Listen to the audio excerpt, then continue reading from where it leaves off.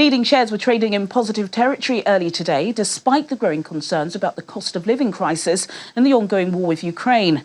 Elsewhere, Western nations are preparing to stage coordinated walkouts in protest against Russia at a meeting of G20 finance ministers in Washington. According to the International Monetary Fund, UK economic growth will be dragged back by the impact of the invasion of Ukraine and soaring inflation over the next 2 years. In its latest World Economic Outlook update, the body has downgraded its UK growth forecast for 2022 to 3.7% from the 4.7% it predicted in January. The downgraded projection puts the UK on track for the worst growth of any of the G7 economies next year.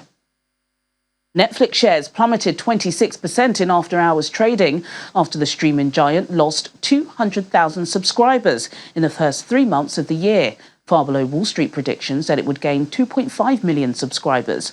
Bosses have said they plan to clamp down on password sharing and introduce a subscription model with adverts, which would end its long-held reputation as an advert-free haven for TV watchers. Netflix estimates that besides its almost 222 million paying households, the service is being shared with an additional 100 million homes. JustEatTakeaway.com said it's considering a partial or full sell of its Grubhub unit just a year after it purchased the group for $7.3 billion. The European food delivery giant has faced growing calls from prominent shareholders to divest its Grubhub division as the company has lost more than 2/3 of its market value in the past 12 months. Consumer habits are changing after 2 years of intermittent pandemic shutdowns, with demand for online food delivery, streaming services and home fitness machines on the wane.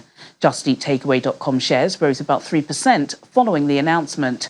Those are your main stories from London at close of business.